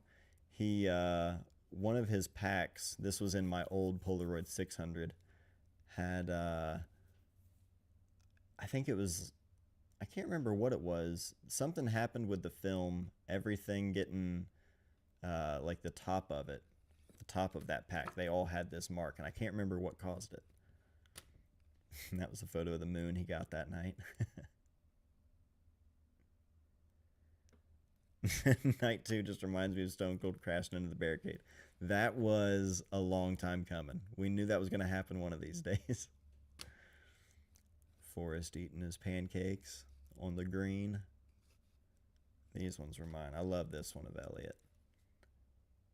So that's him with my old Polaroid one step close up that he's been using a ton lately. But now he's got the Polaroid flip. So he took it with him to Molly's parents' house for an overnight over Easter weekend, and yeah, he's having a blast with it. Our dogs. Any recommendations to get a good Polaroid scan? I've got a video from just maybe December, somewhere around then, on how I scan my instant film. This one didn't work out. I don't remember what happened there, but I keep all of these. I've got a whole, like, out of all of my little boxes where I, like, sort a lot of the Polaroids, I've got a whole little section of ones that didn't spread all the way across, and I thought about having a little section in the book, the eventual Polaroid book, of all of the photos like this that just completely did not work. Are they making the peel apart film again? There have been for years, like rumblings of people like recreating sort of a new peel apart format, and I've seen people use it, but I don't know necessarily how easy it is to get or uh, if it even is available. I really don't know. I gave up when Fuji discontinued. Here's another one that didn't quite work. Um, but yeah, Fuji, I think when they discontinued FP3000B and then FP100C, I just had completely given up at that point. I used to love like the Polaroid 250, the Polaroid 180. Those were cameras I used all of the time. And FP3000B, if I could get any currently discontinued film back on the market, that would be my number one first choice every time. Um, it's just unlike any other instant film, and scanning the negative, being able to give the print away. That's another thing that, like, it's a little detail, but it makes a big difference when it comes to that film. Like, what made it so special, when you peel the print away from the negative, being able to keep the negative and take that home. But I used to use that film a lot at weddings, and so I could take a Polaroid photo of the couple. They can take the print home, they can have the print. It's theirs. It's something that they will find in their pocket at the end of the night, in the groom's like suit jacket. Like, that kind of stuff is cool. I can still take the print home and have, like, scan the print or scan the negative and have one just to archive that file itself, to make prints from the negative. You can do so much with it. Uh, yeah, it's great. It's always been one of my favorites. And yeah, when they killed that one off, that was a tough one. That basically ended my time shooting peel apart film, because now, even then, but I mean really now, it costs a lot of money, and all of it is long expired at this point. They haven't been making it for years. So Patrick, hey, happy hump day. Happy hump day to you as well. Let me see here. Gregory, I'm thinking about getting a flip. SX70 is so hard to get. Uh, yeah, I've still, every once in a while, I'll see people find they'll find SX70s at like thrift markets, or thrift stores, antique stores, that kind of thing. A lot of times people don't know what they are if they're not unfolded. Um, a lot of people assume it's like a flask, or like I've heard a lot of random, like, is that a, whatever. Uh, but yeah, some of them can be in pretty rough shape, and if you're buying one that hasn't been properly cared for, getting it repaired can cost a decent amount. And um, yeah, it's, I don't know. Brooklyn Film Camera, they repair and sell SX70s, and you're gonna pay more for that than you are if you go on like eBay, for sure. But they're often, I'm pretty sure they come with a warranty, and they have like people who have been working on SX70s for a long, long time. So that's who I always recommend people go to when it comes to SX70s. I've known Kyle since he was working for the Impossible Project, and that was before Polaroid, I guess, bought back making instant film for Polaroid cameras, because they started when Polaroid quit making film. So Kyle's been around for a long time in the whole Polaroid world, and yeah, he's got a great shop when it comes to anything Polaroid.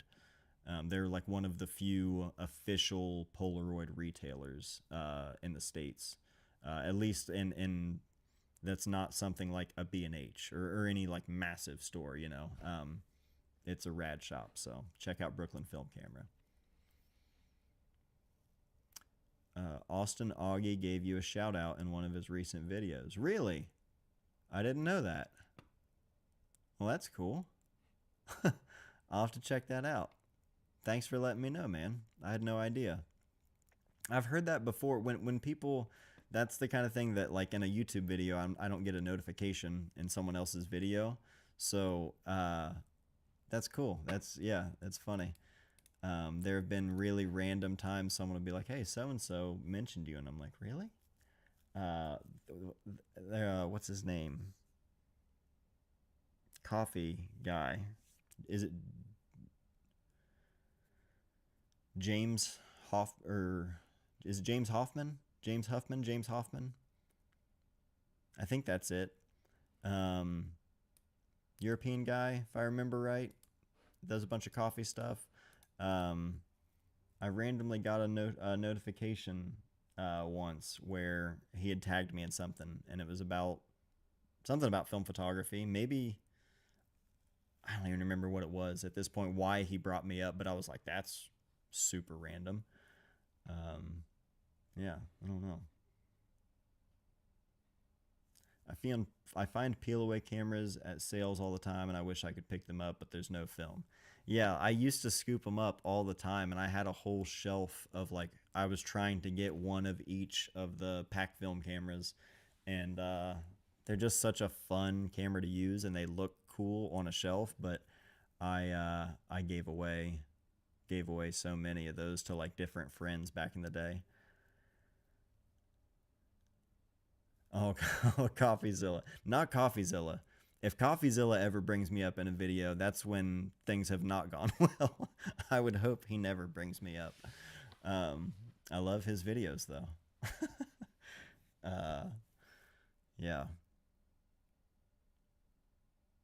I've been having a lot of fun with camcorders lately, digging the wild zooms and those. Man, that's what I learned. That's what I learned videos on, was all camcorders. I started with a little Sony Hi8 cassette camcorder, and then after Hi8, I upgraded to Mini DV, and I had a little JVC Mini DV camcorder for a long time.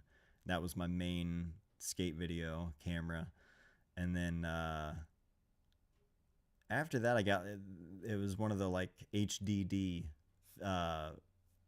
what's it called? Camcorder. It was like the hard disk drive. It was the first time I ever had a digital camcorder, and not, spending all of my money on tapes. And but I never liked the way it looked.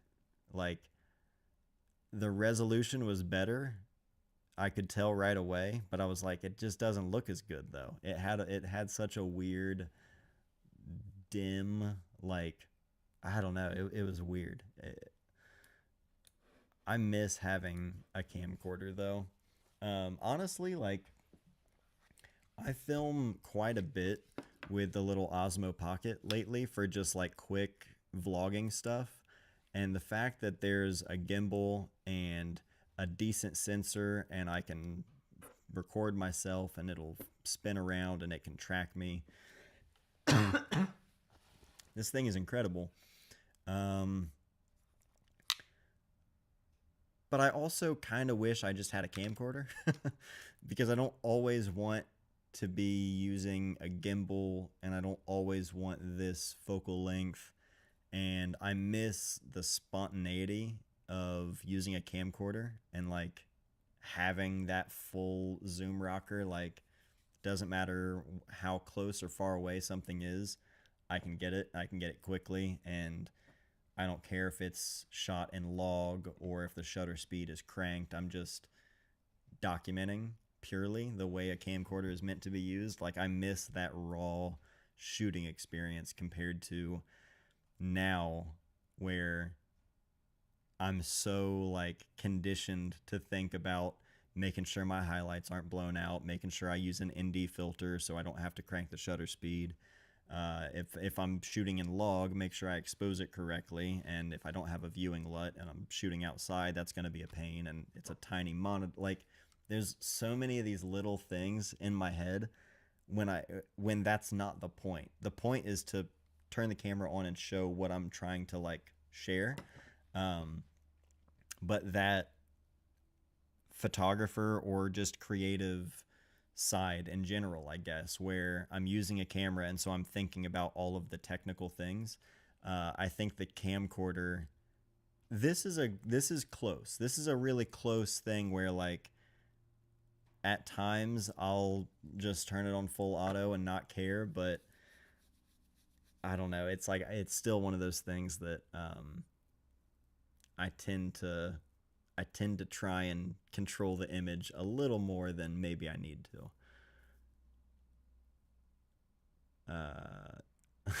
Matt Dave film coin pump and dump scam. Oh my god, dude.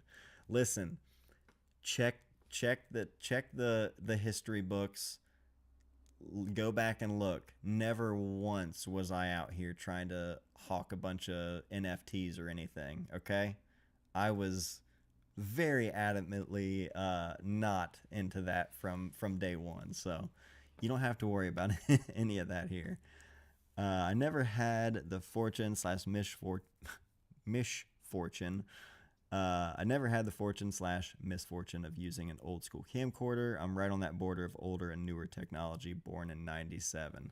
Oh yeah, man. The camcorder days were like when I got my first camcorder, I was a kid. Like I begged my mom for so long to let me get a camcorder because I was dead set on it, and I was always borrowing my dad's camcorder, and I was always wanting to film everything family wise, and yeah, it started early, and that was really what got me interested in cameras before photography was camcorders. Um, oh man, it was so fun. Did you sell your Sony VX? I didn't. I actually gave it to a friend as a gift. And I don't know if he has used it once since then, but I knew he had always wanted a VX. And I'm trying to think what year it was. I think it was when we were moving and I was going through everything. Um, and I saw it and I hadn't been using it. It had been on the shelf for months, and I was like, whatever. I'm just gonna give it to Garrett. Garrett Remy. That's who has it now. So I just shipped it to Garrett in a box, and I didn't tell him what was in it. I just packed the VX, a second camcorder that I bought to be my like playback capture camera, so that I wouldn't wear out the deck on the VX, and I just sent it to him as a surprise, and he called me and was like, "You're out of your mind." um, but I'm stoked he's got it. So uh, the other thing about that one too is just the size. The VX is such an iconic camera that I wanted it because it's an iconic camera, and like how important it was for skating. I always wanted one when I was growing up, but obviously couldn't afford it. So it was fully one of those like I'm old enough to afford this now. I'm gonna buy it because I've always wanted one, but I didn't. I didn't use it enough. It's such a big camera that for daily filming stuff, it just wouldn't make sense. Elliot thought it was the coolest thing though. He still asks me about it. He's like, "Yeah, I wish you had that one Sony camera. That one was real cool." Like you never even used it. You just thought it looked cool. Uh, LOL. I've been thinking about releasing some NFTs. No one's doing it now. We could corner the market. Yeah, without a doubt. Any cool artists you've been listening to lately? I'm stuck on TV Girls' older stuff right now. What have I been listening to lately? If I pull up Spotify here, my most recent plays are Explosions in the Sky, which isn't a surprise. Under the Power Lines by Jesse Wells. That one I've been listening to quite a bit lately. I found him on Instagram and have loved his songs since then, but he released a lot of the songs that I found when I first found him. It's called Under the Power Lines by Jesse Wells. Like this generation's Woody Guthrie. A lot of people say Bob Dylan. I right in the middle of the two, sure. Uh, really, really. I mean, very good stuff to listen to right now. Very of the times, as you would expect from something like a Woody Guthrie type. Uh, Very, very good stuff. Check that out. Um, Completely on the other end of this, Tyler and I were just talking about it. We were driving to Lancaster the other day. Uh, Sir Mix-a-Lot. What's the album called? The album that has Baby Got Back. It's called Mac Daddy. Sir Mix-a-Lot, Mac Daddy. I didn't know Sir Mix-a-Lot had it like that, if I'm being honest. I remember Baby Got Back. This album came out in 92, I think. So I was born in 90. All of my childhood, everyone was always singing Baby Got Back. It was on every CD, whatever. I've never listened to any other Sir Mix-a-Lot. I've never like sought out a Sir Mix-a-Lot record on my own time. You know what I mean? And somehow one of the songs, oh, it was Lockjaw. Lockjaw is a popular song on Instagram Reels now. Like that's like one of those trend songs where people use it. I don't know how that happens, but for whatever reason, this song from 1992 got picked up on social media, and it became like a popular song, and that's how it was introduced to me. A song from way back then, so it's ridiculous, but it's true. That's how I found it. So that song is super catchy, and I was like, it's clearly Sir Mix-a-Lot. You can tell by his voice, but had never listened to it. Sought out the album. Whole album's great. So Mac Daddy by Sir Mix-a-Lot, very different from the first recommendation, which was Jesse Wells. Also very different from Explosions in the Sky, but those are my most recent. Those, Michael, the Killer Mike album, I hadn't listened to that, and Tyler put that on the other day. And This Is Important, the podcast. That's all of my recent plays on Spotify. I don't know if you guys, is anyone here? Will anyone appreciate this? I don't think anyone, maybe. There have been a few people who have shouted it out when I mention it on Instagram stories. Do I have anyone here who even knows who these guys are or listens to This Is Important? Because I got to go to This Is Important live and meet the guys in Columbus, and it was incredible. It's one of the dumbest podcasts I've ever listened to, but it's easily top 3. So that's something that I'm gonna have hanging in the barn at some point. Let's see. I got a camcorder when I was around 13, so I could film moto stuff with my friends. Same deal. Got an SLR a few years later.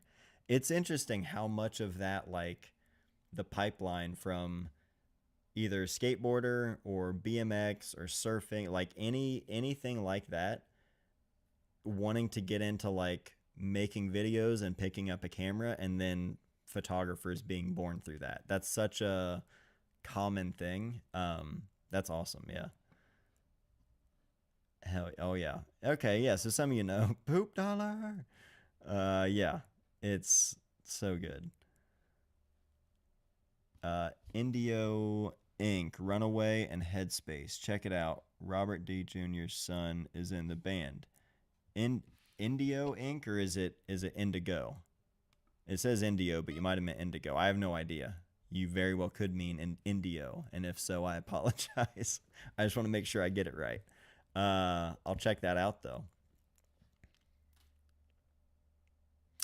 Oh, hell yeah. Adam was at the AEW show I went to a few months back. Adam talked about that on the podcast. He talked about doing that and how just having fun with it and everything. It was funny hearing him tell that story for sure. Ty Walker and the Humanoids, Home on the Strange album. Good looking out. I'm going to look these up later because I'm always looking for new music. And I've never been a musician, but I've been lucky that a lot of my friends are musicians. And so a lot of my music I picked up through different friends, and just a lot of different music tastes for sure. Okay, Brian, it is Indio. See, I should have kept my mouth shut. Indio Inc. I'll check that out. um, Guarantee you'll like them. Hell yeah. Ty Walker and the Human. That name sounds familiar. Um, I know I personally don't know them, but I feel like maybe I've just read that name or something before. Um, yeah, actually, if anyone's record, if any of you collect records and you like going to record stores, if you're ever passing through Chillicothe, my buddy Jesse owns Apollo Records downtown. He's one that he'll be in the Polaroid book. He's been one of my close friends since we were in like first grade. But he's got a record store downtown now that's been open since it's quite a while. I feel like he's probably coming up on 10 years. Or maybe he has. I can't remember. If not, he's coming close. It's awesome. Long Lost. I don't know. I know I've heard of them, but Lord Huron. I know I've heard that name. I've never listened to them, but yeah, I'll check that out. But yeah, I feel like you'd like Flip Turn. Don't know Flip Turn. I know Turnstile and Turnover, but not Flip Turn. Apollo. Do you know the shop, Daniel? Um, Actually, yeah. I wonder. I'm trying to think, Daniel. Your cousin Zach, who I know, might also know Jesse that owns the record store. Maybe. Title Fight is pretty good. My wife listens to Title Fight, if I remember right. Molly's got it's funny, there's like a bunch of bands that even like similar genres. Her and I didn't know each other growing up. We lived in, different cities, 2 hours apart. And it's funny finding like a lot of her favorite bands or bands that she listened to a lot I never once listened to, and then vice versa. So it's always funny. A lot of times when someone will mention a band and I'm like, I know my wife loves that one. I know I've seen it, or I know I've heard them in the car, but never any of them that I was into. But a lot of my friends, I feel like, listen to Title Fight. Ween, yep. Never listened to them, but that's one that I know a lot of my friends do. But it's after 11. I will probably call it here. We'll be back next week. But yeah, we'll probably close out the stream. So if anyone has any final questions, feel free to shout them out. Daniel, can you make it so we can view the live chat if we replay this later? Yes. Is that not how it usually is? I usually... live chat isn't available in previous streams. I wonder if I can change that. I didn't mean for that. I meant for I thought the chat was replayable.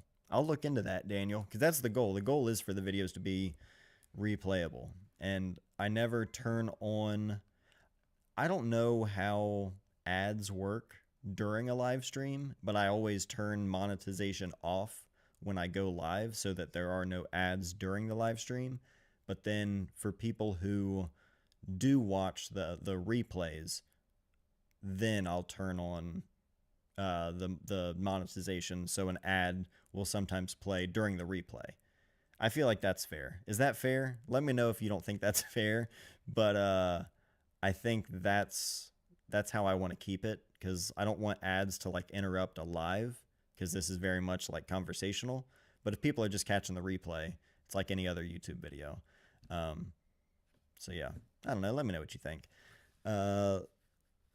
Love you, Tim. Thanks for being here, dude. Thanks for hanging, Matt.